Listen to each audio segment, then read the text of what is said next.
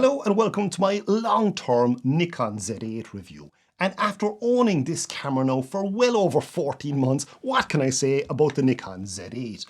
Other than, from the very first moment I picked it up, it felt like my dearly beloved Nikon D850. Every other mirrorless camera I have owned up to this point just didn't feel quite right in my hand. Now, as you may have already guessed, I have loved using the Z8 over the last year, and in my mind, this is by far and away the best all-round mirrorless camera that Nikon has made to date. Sorry Nikon Z9 users, but the smaller form factor and lighter weight just suits me a lot better in the Nikon Z8. Now the Z8 and I have had our arguments while I was taming this beast or animal of a camera, but we got there after a few weeks and I haven't looked back ever since. Let's say if I'm doing a fashion shoot, product shoot, portrait shoot, or shooting wildlife, this is the camera I automatically reach for. And yes, it's also exceptional at landscape photography too. I will also be talking about videography in this Nikon Z8 review and sharing my thoughts on how this camera has functioned for me over the last year. Before we get into the Z8 review, I just want to say a camera for me is a tool. Sorry Z8, it's as simple as that. And with tools, we all use them totally differently. So what's right for me may not be right for you and the genre of photography you shoot. So please do keep that in mind. Also, any negative comments I have here are not hating on my beloved Nikon Z8, but just how I think it could be improved going forward. So come on, let's get into it and I'll walk you through the last 14 months I've spent with the Nikon Z8.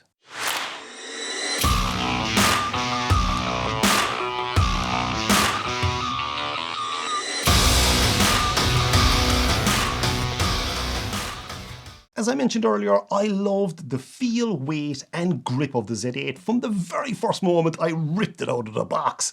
Now, if you have used any of the other Nikon mirrorless cameras, apart from the Z9 of course, then you know how different they feel to a digital SLR camera.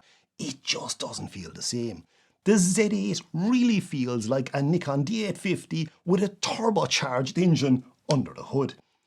This camera truly means business and is so versatile, it's truly frightening. Now the build quality is good, but there have been issues with the Z8 which have been obviously resolved now with the lens mount and the camera eyelet straps causing issues in some cameras earlier on, but Nikon have addressed the issue, thankfully. The buttons to control and the texture of the Z8 feel very close to that of a digital SLR, but it just doesn't have exactly the same feel or build quality of a D850. It is incredibly close though. For a modern, high-end, high-quality premium camera, I think the Z8 is one of the best of the bunch out there, with some other mirrorless brands feeling slightly more like toys in comparison. And that's just my own personal opinion. I've used lots of them on workshops and whatnot, but I just love the feel of the Nikon Z8. My first month of using the Nikon Z8 and what I thought. Personally, this camera didn't go on a shoot with me for at least 2 months after I bought it. Now, there was a very good reason for this delay, and I learned a lesson before with mirrorless cameras, so I wasn't about to make exactly the same mistake again. I wanted to really get to know the camera itself and get a feel for the Z8 before I took it out on a paid shoot and get incredibly used to it first, including finding out all its flaws too as well, of course. But the very first time I did take it out in shoots with me, I loved it for its speed, precision, weight, feel, and more importantly, its focus accuracy. What a relief to be able to trust the camera again. The big issue I had was on commercial shoots. It's all fast-paced and time is money. So when you have 3 models, someone there for hair and makeup, you have a stylist, a company director, all on set, you need to plow through product and photographs as quickly as possible to give them a good return on their investment. With my D850, after a day shoot, I would go home with, let's say, 800 photographs.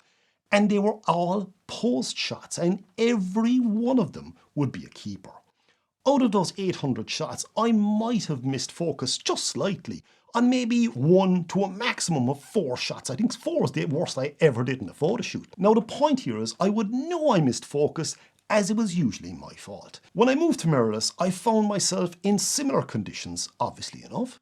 But this time around, out of those 800 photographs, I was missing 40 to 60 photographs, or missing focus on 40 to 60 photographs per shoot. And I just couldn't trust my mirrorless camera as much as I could my Nikon D850. So I had to recheck each shot and take it again if I missed focus. So that took up a lot more time. Now thankfully I usually shoot tethered to my laptop so clients can see the images and give me the okay before we move on. And yes, I did try various different AF modes and none of them gave me DSLR accuracy results. Thankfully, with the Nikon Z8 now, that accuracy was back and it nailed focus nearly every bit as well as my trusty D850. So for me, this was a huge step forward for Nikon and for me personally on my mirrorless journey. Now this also brings me to a huge issue I have with the Nikon Z8, and for me this needs to be fixed very soon. And it's tethering in Lightroom. And this no longer works since the Z8 firmware was updated to version 2.0. This is something I'm going to talk about again a bit later on in the video in more detail though. But Nikon, you really need to fix this. This is a big problem for a lot of studio photographers and this needs to be fixed now. So looking at the positives of the Z8, and what are they, Kieran? Well, as I mentioned already, amazing focus. The autofocus of the Nikon Z8 is staggeringly good. It's super positive and very fast, even in low light situations where my other Z series cameras truly struggled. Now, features like the eye detect work well, and it's really fast. So if you're a portrait photographer, this is going to really help you nail focus on the eyes absolutely every single time. So it's a huge advantage there. For wildlife photography, then you have bird AF, and this is a massive step forward. So what other positives are there? Well, beautiful colours. The colours from the Z8 are simply gorgeous, just like the Z9. And I think that is what sets the Z8 camera apart from all other brands out there. You need to work harder on other brand files to get them looking as good as the ones from the Nikon Z8. And the Z9 too as well, of course. Especially the skin tones, for me, are what's selling this camera to portrait photographers. It's simply stunning. One of the biggest advantages to the Z8 is the firmware updates coming through from Nikon. They just keep adding more to the camera. And crazily, they have said they will keep focusing on software updates. So that is a huge benefit for Nikon Z8. Like even looking at the major updates like the AF improvements in version 2.0 and the addition of bird AF and pixel shift technology, within the addition of like rich tone portrait. And what's wonderful about that is how customizable it actually is.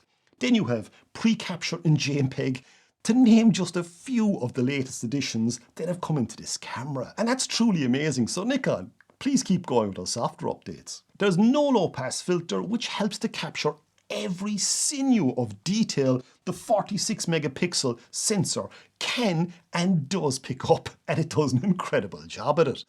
Then you have IBIS, and the 5-axis camera stabilization works wonderfully well and really helps stabilize your shot, meaning you can shoot it up to 6 stops slower, which is mind-blowing when you think about it. But hey, what about overall image quality then, Kieran, out of the Nikon Z8, and how good is it?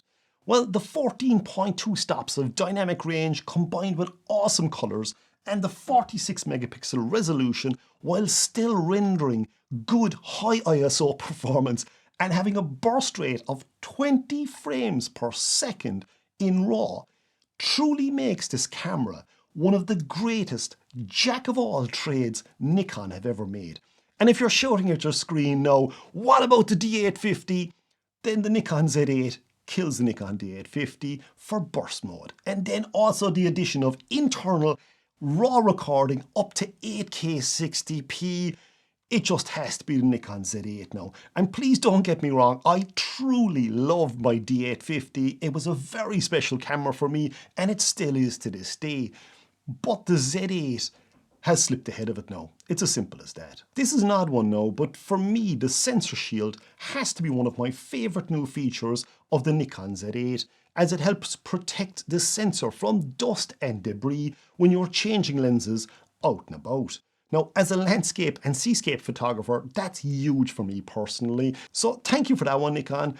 I would question why it wasn't fitted as standard to all other mirrorless cameras though, before now. Then we have the shooting banks or memory banks are amazing too as well. Being able to quickly change multiple camera settings in a split second is fantastic. I've been out days shooting landscapes and turned around to see one of my kids smiling with their hair blowing in the wind or something along those lines, and I can just quickly spin around, pop my camera into portrait shot or portrait mode and nail the shot. Then I can just go back to what I was doing in a split second, swapping from one genre of photography to the next just by changing the memory bank I'm actually shooting in before the moment is gone. And that's huge. The EVF then and the blackout free shooting is great. There's also no lag whatsoever in the EVF, and that just makes the camera feel far more responsive again, especially for panning quickly. Now the back LCD display is bright, it's sharp, it's colourful, it's a nice size, and it makes viewing your images very straightforward. I also like the three-way flip screen. I'm not lazy either. I'm perfectly willing to get down low if I'm trying to pop my camera down shooting in portrait. You can pull it out and view it like this and look down it. But I personally prefer getting down to the shot, because when you're down lower and when you're actually looking from the perspective of the camera, you might notice something slightly different. Looking at a screen is great and everything else, but I often find getting yourself in those positions and actually absorbing what the camera is about to capture is a lot better. But yeah, three-way flippy screen is handy and it's nice. I also personally like the mix of CF Express and SD card slots. But if you're using SD card slot, if you're using your SD card slot as your backup, then you need a very fast SD card if you're shooting in high frames per second burst mode. Otherwise, the SD card just won't be able to keep up with the camera itself.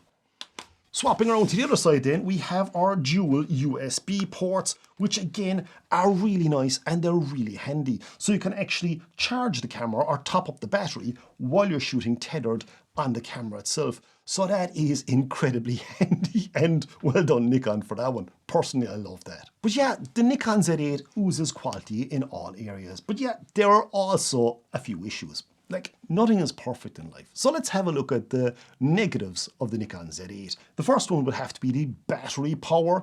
The second would have to be the weight of the camera. And yes, I know I also said the weight of this camera was a positive. I'm going to explain that later on. But the design of the internal cooling, which does let the camera down in longer 8K RAW recordings, causing the card and camera to overheat. And the final reason why I just couldn't use this camera on shoots for a month was trying to get used to that shutter sound. And me physically missing the slap of the shutter. Every time I pressed the shutter button, I would cringe inside and reminisce to that beautiful thud and that solid thud the Nikon D850 gave with every shutter actuation. And yes, I know that might seem odd and I've gotten used to it, but a few weeks back, I had a client on a workshop with a Nikon D810 and I was showing him how to capture a specific photograph. And when I fired off a shot on that D810, that shutter sound made my heart smile for a second. Yes, I know I need to get over it and move on, but it can be difficult sometimes. So battery power and the Z8 using the ENEL15C is great, but with the faster processor in the Z8 and higher burst rates and of course raw video recording codecs, the battery does drain very quickly. Having multiple batteries is the simple solution here though. If you plan to cover a wedding, I would have at least 5 extra batteries with me just in case, and while you might only use 3 or 4 of them, it gives you peace of mind having the spares there. Now you can also use the USB PD2 as well to prolong the life of your battery, so that's handy too. Or even better, you can pop it into a cigarette lighter socket and you can charge it up when you're driving from location to location. Now you can also use a dummy battery to a D-tap connection that works with the Z8. I've details for that down below in the description if you want to find out more about it. So getting back to the weight of the Z8, and it feels great in the hand, and it feels great with the 24-70 f2.8 or the 70-200 f2.8 lens like I've attached here. It balances beautifully. But if you go hiking, a lot of that extra weight in your camera bag could niggle away at you over a few hours of a hike. So it's something to consider when thinking of all those extra batteries you may need compared to, let's say, the likes of Nikon Z7 Mark II and the extra weight of the Z8. It does add up. And if you're traveling light and scaling a mountain, then that weight may not come into your advantage. The internal cooling, or maybe you could say the lack of it, is one of the bigger issues with the Nikon Z8. And this is where we're going to start with our video recording section of the Z8, even though it also affects photographers shooting in burst mode for long periods of time, or if you're shooting in high ambient heat, or just letting the camera sit there when you're in high ambient heat conditions. Now, the Z8 is a powerhouse of a camera, and as you know, powerhouses generate heat. But the Z8 is a compact body, and there is nowhere for the heat to really go. So that heat builds up, and you get a hot card and hot camera warning popping up on the screen after some strenuous use. This is not a fault in the Nikon Z8 as the camera is weather sealed, and with weather sealing it means the camera can get slightly wet. But the problem with weather sealing is you can't really get air in and out. So ideally we need a cooling fan or something inside to help cool down the processor and the CF Express Type B card. If we had that, the camera would run a lot cooler then. But maybe that's going to happen in a future version of the likes of the Z8. The Z8 Mark II maybe might be there in two different versions, one for photography and one for video. So let's see what happens there. And Nikon, I'm giving ideas now. So let's get back to tethering now. And yes, the Z8 was great for studio use and for tethering, which is something I normally do, as clients can see the end results on my color calibrated 32-inch professional monitor nearly instantly. That worked great all along, and then we got to that firmware update, and suddenly the Z8 wouldn't tether in Lightroom anymore. What a pain, and this has now been ongoing for ages. Yes, there is a workaround, and I sometimes use Nikon tethering software to import the image to a specific folder on my computer, and then I'm asking Lightroom to constantly monitor that folder, and when it sees a new photograph, it auto imports it to Lightroom and it shows up on my screen. But it's slow, it's clunky, it doesn't always work, and in a fast-paced commercial shoot, that's not a good solution. So please, somebody over at Nikon, get your finger out and fix this problem, because it's causing serious headaches for people like me. Now, at the end of the day, I completely love the Nikon Z8, and it's an incredible camera for nearly any genre of photography. So if you're thinking about buying it, stop thinking and just go for it. So this all brings us now to shooting video on the Nikon Z8, and wow, this is what sets this camera apart from most other cameras out there today. With 8K 60p raw internal recording, this camera is an animal. It truly is. The results you can get from it and the detail you can pull back again thanks to its stunning dynamic range. Incidentally, I read an article there recently that ranked the Nikon Z8 up there with cameras costing over 4 times and above the price of the Nikon Z8. So the days of Nikon being just for photographers are well and truly gone. This is a true hybrid camera. Now, the beauty of that is there's also a vast array of cages, rigs and accessories now specifically designed for the Nikon Z8 II. So you can set up your video rig exactly as you want it now with the greatest of ease. Nikon buying red has certainly put a nice glow on their future in the videography and cinematography world. And it's looking very bright for them indeed. We could very soon see a better mix of technology from both Nikon and Red, which will really push both of them forward and only reap massive rewards at the end of the day for us as consumers. The added bonus again are some great lenses being released in the Z lineup. That's only strengthening Nikon's credibility in the world of videography.